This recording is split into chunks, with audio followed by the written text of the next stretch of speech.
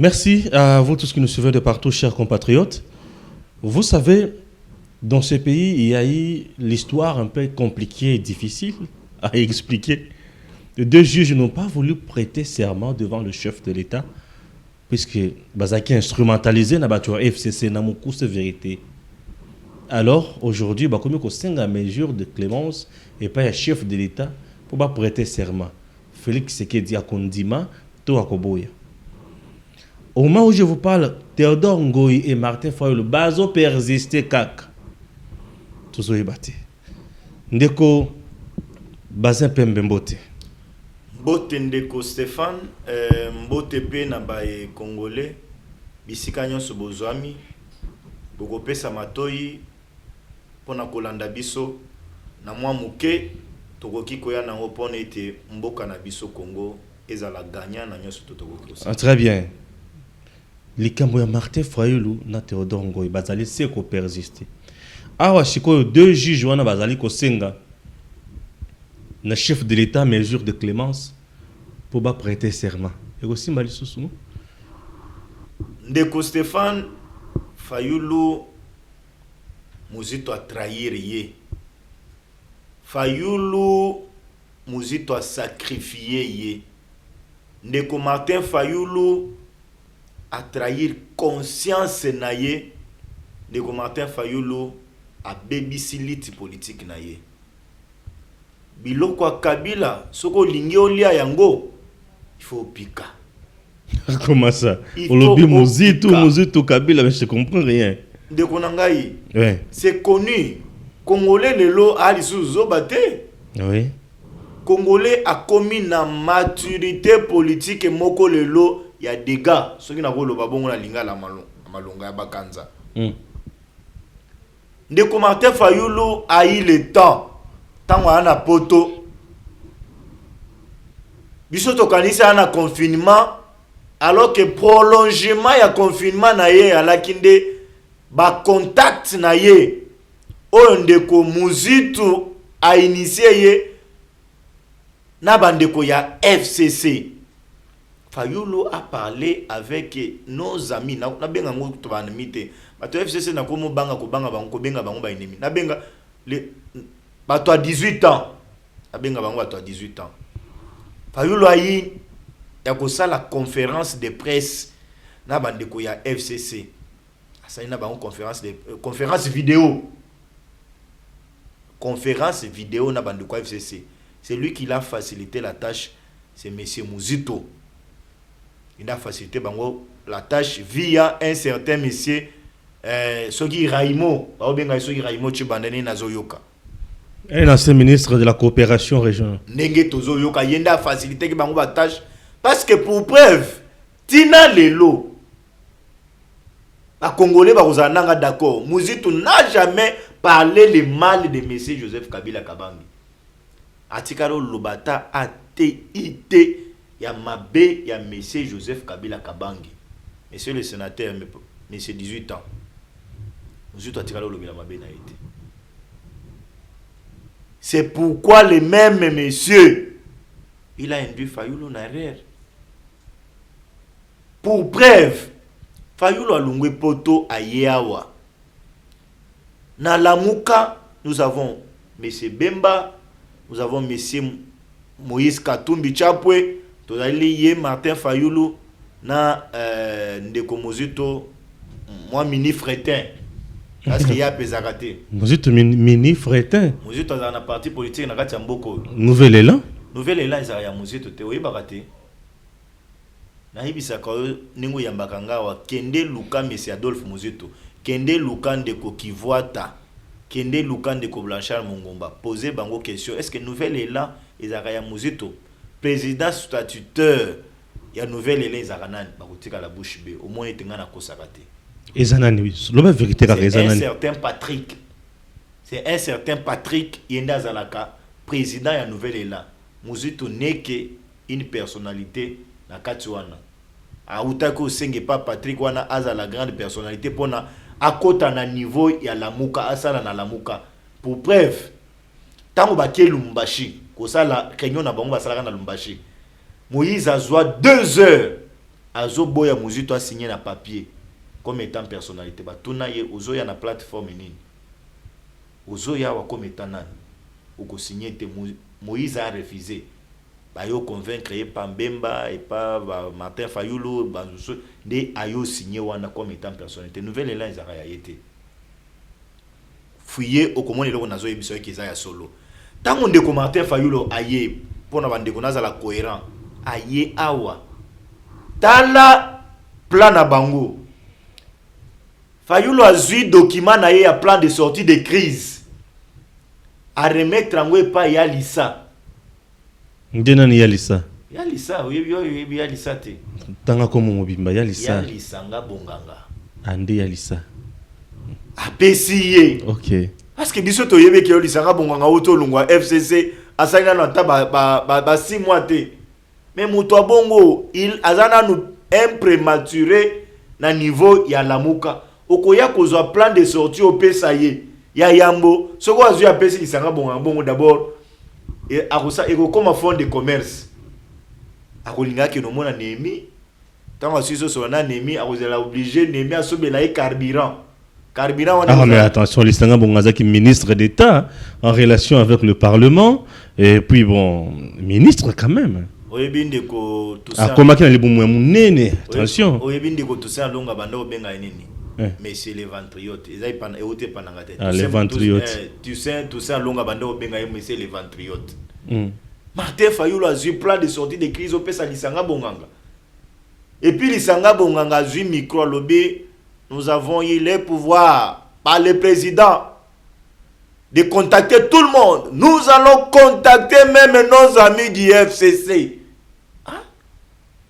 vous allez contacter même vos amis du FCC c'était un eloko moko ya kobombana tout était déjà boutiqué tout était déjà préparé donc la sortie médiatique il y a Théodore Ngoy il y a un accompagnement ya biloko et puis ce qui est grave andeko nangai ino andeko apotope vous allez pas responsable na liwa ya Congo mbongo oyo botindelaka ba politicien ne Fayulu awuti boye azo ya tondisi bato na Sainte-Thérèse alobi ono bana poto bakoliesa kisasa mobimba vous aussi vous serez responsable un jour parce que ya ba mbongo na bino ne pesa ba politique ya Congo awa mutu makasi parce que ayebe que so ya na eloko na compte na banque te asali manifestation alinga sala conférence de presse abenga ba journaliste arolela bino poto botinda poto bakotinda vous êtes aussi responsable na biloko pe belé.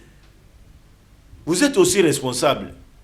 Il y a un monde de Martin Fayulu a eu le temps, il y a sur la conférence vidéo, la bande de quoi FCC, atali que ce qui plan ezalaki bato FCC bazo amutu batinda ina poto.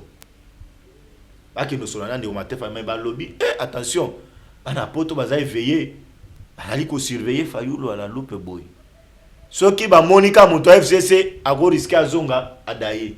Les mieux à faire vidéoconférence parce que la technologie a évolué. C'est une histoire vraie. Donc, moi, je ne vois pas là où le chef de l'État a violé la Constitution. Et puis, pour preuve, on a monopolisé Malobate. Est-ce que avocat, papa Théodore Ngoy, l'avocat des avocats, papa, va consulter, va payer ou boulot à payer procuration, Kilomba a payer procuration, et bongo, il y a Martin Fayulu na kati wana ezanini. Mais à makambo avocat, va consulter na cabinet na ye. Il y a des Fayulu les anines, azani avocat, puisque azani au défenseur boulot judiciaire. Et Kilomba, baza ba client, il y a Théodore. Mais bangonde ba kofuta Théodore Ngoy mbongo. C'est comme Martin, oui, voilà, Martin faut le côté wapi. Il y a ye Martin ezali wapi. Tant que c'est un avocat te batté. Ah, te ngana yo keto balobai kino azalaka économiste, il a étudié aux États-Unis, nenge moko alobaka pe anglais bien. Le anglais makasi. Nena mona ka vraiment alobaka anglais makasi. Katanga na États-Unis na université moko un vrai économiste, moto amanyolaka ba chiffre wana le leko ici e banina na Kimbuta et puis awa pendi lisusu bande kwa se ba uto ko isaye et tozo yoka akolobeki no virement wana ezalinde na Suisse, na banque moko na Suisse. Mbongo azui ce qui est 4 millions là. Ba lobe ezali na Suisse. Si on a le bito zoyoka qui a azui 4 millions de dollars. Donc 4 millions on a ndenge kendeni na nzela Suisse. soki to kosenga PV ninga bengisaki bato na Sainte Thérèse bongo avant kolobe kino bana poto baya balesa bakino mais il fallait katela ninga ezali ba chiffre ozoloba wana so 4 millions wana 4 milliards wana ako katela pe ba congolais et ko bongisa banzele belawa ako kipe kotonga SID moi ba parti politique ça est là mais vient lelo SID tonga mate bon na ibi na moni parti politique na bango na niveau enseignement wana place ba ofotela likolo balcon wana na seba tumusu bazali bango pe bazali likolo wana. Mais ce n'est pas un parti qui est implanté sur toute l'étendue du territoire national. Ya moni na mbongo wana pe soki ezaki keno ya solo azana ngo ve a implanté ta SID partout. Ndeko Stéphane pona kozonga.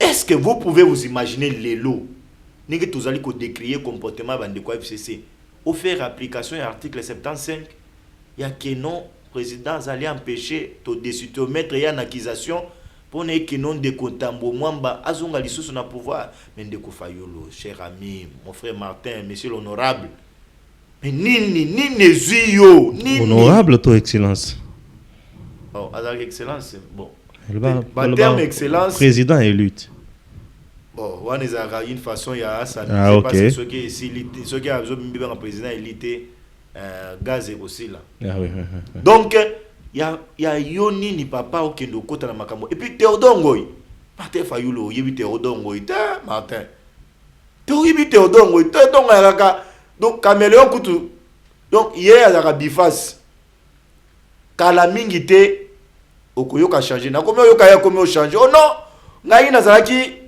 pona na mettre en accusation chef de l'état te ngai na bando osenga de chef de l'état reporter biloko na ye Théodore Ngoy comment balukela yo alors que toi Fayulu tu as dit que non tu vas soutenir Théodore Ngoy à 100%. Oui. À comment balukela yo pona komona Théodore Ngoy attention oyebi ete à comment balukela Fayulu oui azolo ba ye chef de l'état a rapporté ya konyo loba na auto yoka avant to matana plateau na omona ye bazo yamba ye pa madame Sylvie Bongo akomo loba non ye problème na ye zalaki ya que chef de l'état a rapporté ba ordonnance wana et ali pona ko mettre en accusation chef de l'état te alors que monsieur Fayulu na Théodore Ngoy tant ba telemi ba lobby haute trahison la haute trahison ne dit pas rapporter ordonnance Théodore comment balukela monsieur Martin et Théodore aussi semble être moins sérieux azo ambaye le komoko ça ne peut pas constituer une infraction ndeko Stéphane ndeko Martin Fayulu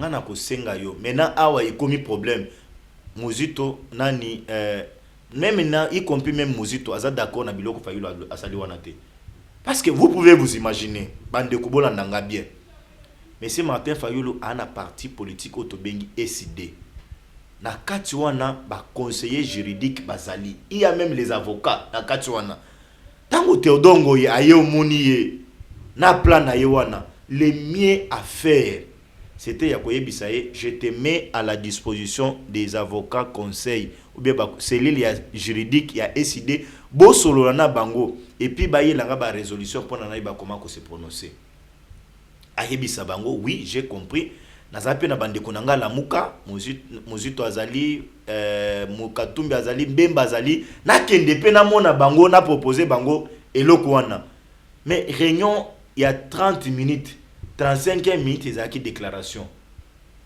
bato aeside ebele bazalaki sipi kaka bayoki ka po ono Fayulu s'adhérer na Théodore Ngoy pour na ba mettre en accusation chef de l'état ebele bazali sipi ils ne comprennent pas comité directeur bah c'est réunir des décisions kaba balamoko ça ne se fait pas comme ça oyebi Etienne Tshisekedi wa Mulumba paix à son âme na biloko aboyende ko Stéphane akoki kozwa oye oyebisi abzueli akoki ko répondre même après une année mais oui même après 6 mois azali ko examiner petit à petit oyo yaki ko soumettre ye. C'est pourquoi oye banda ko sala un grand homme politique mais ndeko Martin Fayulu moto ayo mona dans 30 minutes 35 minutes bosali na déclaration et puis hier azali ko se réclamer président élu na avocat oyo azali consultant du procuration bo telemina ye bozo sala déclaration oya avocat wana pe ye azala candidat asamba pe na cour constitutionnelle kolobaki bavoi bapesa ki ezaki yango te ya azaki pe bavoi ebele comme qui dirait que yene moto lekaki na élection et puis ye papa wana azalaka azalaki avocat ya Mami Chibola na dossier ya Mukunu ba dossier nyonso tu ya bandeko ya FCC kaka yende ba consultaka kaka yende ba consultaka na ba dossier nyonso tu kaka na yoka kile susu ki azaki na dossier ya Doli Makambo kaka na dossier ya Doli Makambo kaka yende kaka ne ba consultaka ba dossier ya FCC kaka yende ba consultaka donc c'est un grand avocat et puis na ba dossier wana pe nzambe na ngai akoma kango petit na sukate akoma kango petit na sukate ce n'est pas possible. Oh papa c'est Martin Fayoulou yo yebi Théodore Ngoïta donc Théodore a roulé Fayoulou. Oh mais c'est là siko place à commissaire à se comprendre Martin Fayoulou à comprendre qu'est-ce qu'il a fait. C'est pour nous yebi son de Nanga Stéphane, c'était un plan déjà boutiqué. Avec Lisanga Bonganga, Théodore Ngoï, tout ça, on a induit Ndeko Fayoulou na erreur, ezali Adolphe Muzito. Au moins, il y a un commissaire Fayoulou, place au commissaire. Tamomamba, ce qui a du pouvoir Mabé. Puisque chez moi, il faut le faire, mais Mabé Sogonat. Tamomamba a le pouvoir de son akati amboko, mais ezali quoi. Mais il est déjà président du Sénat. Quoi lourdir les sous au silence, il y a donc souffrance, il y a pas Congolais. Tamomamba président. Ah non, mais mon frère Stéphane, nous on peut tout accepter. Mais tu as jour où que non, tu se décapité à ta parce que tu souffrance et les cabis sont sautés. T'as un moment, le président, Katamboko, Oibia Zolo Balisote Poani. Là, ce Nicolas Zomona Yazo, ça va déclaration. Azalaki en Belgique, semble-t-il, dans le cadre de ceux qui ont soin maladie. Belgique santé avec Ozonga. Belgique est à Zoloba, à Yebisi Papa et Keba. Tala. Mabenayo, tala mabenayo. Soki o meki ya mbalo lisusu ma toza mabenayo to changwa la place publique, place na yo ozala na boloko. Dans le bien avec cette allure, il y a état de droit. Na mabena sale belé, na risque na que aussi sa carrière na boloko. Le mien c'est cette heure. Parce que yena mutu na ye et à la quête non, il faut à tout prix éclabousser le président parce que la constitution lobby à l'absence en cas d'empêchement du président de la République, c'est le président du Sénat. Aux pouvoir de Wapi. Na Congo, na peuple Azasi Matisekedi. Les deux juges en question, client Théodore Ngoï, Bazo Sengali sur mesure de clémence, c'est pas le chef de l'État. Mais ce qui chef de l'État a violé la constitution, Bako Senga mesure de clémence, Nenge Ning. Ndeko Ubulu, Ndeko Kilomba, tango balongoli bango na cour constitutionnelle batindi bango na cour de cassation batindeli bango lokasa auto bengi notification bazui lokasa ba accuser réception tango basilisi bongo ko accuser réception ba pesi date et que le date telle boko prétaka serment devant Mokonzamboka parce que bango président de la République nde azwaka acte ya prestation de serment na bango ba bengi bango pona ba kendo sala ba cérémonie protocolaire. Comment qu'on signe drapeau, comment qu'on signe na papier devant le cabaya chef de l'État, comment qu'on tambola, ndengeni ne koki ko fana na kiti, ndengeni tango chef de l'État zali kokota comment boko telema, ba réaction, ba fait et geste na bine ko zala ndengeni. Toutes ces activités ont été réalisées bande ko na basala ba service nyonso wana tout. Et puis mobeko ezali ko pesa bango possibilité ya bako tsa recours dans le délai de 8 jours. Batikala ko sala yango te tata. Batikala ko sala yango te. Cela veut dire que ils ont consenti na nomination na bango et puis balongoli bango bazuzu te. Batindi bango kaka na cour de cassation o ezali juridiction moko ya munene pona na mboka na biso. Toza na cour constitutionnelle, toza na cour de cassation, toza na conseil d'état à juridiction minene na katyambo cannabis. Moussa na bango e bébé wa batika le kaka ba magistrat de carrière, salaire na bango bakozwa, avantage na bango bakozwa, bagarde du corps na bango o bazaka nango na cour constitutionnelle bakozala pe na na cour de cassation. Moussa na bango e wutite batika ba salaire à l'état. Mais bongo bandeko.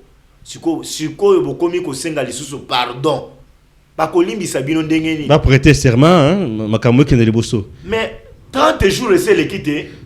Et de deux temps, on a prêté serment pour qu'il y ait une cour de cassation, soit basé en cour constitutionnelle. Dans le délai de 30 jours, ce qu'ils allaient expirer, la loi dit d'office, ils allaient répéter par démissionnaire.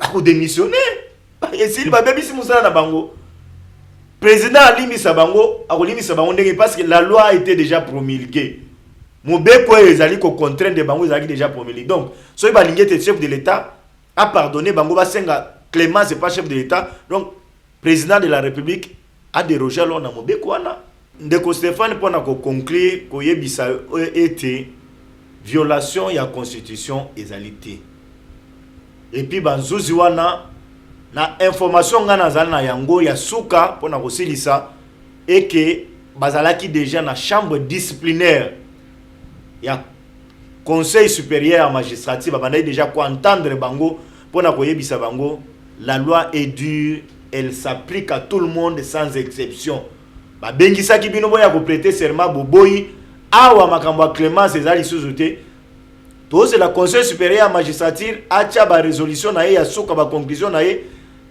mesiro ba kozwa et pas chef de l'état pona bandeko wana musala na bango ebeba donc ba ko landa ministre ya justice bango pe ba kende ba benga yemei akende pe ba mona Théodore Ngoyi akoyeba comment ko sauver bango donc ba ko tika ba chômeur bazui retraite était abebisi boulot na bango. Voilà, merci Maître Bazin, on a compris très bien. Chers compatriotes, nous sommes arrivés à la fin de notre émission. Merci de nous avoir suivis. Ça nous fait énormément du bien. Que Dieu bénisse la République démocratique du Congo et à très bientôt.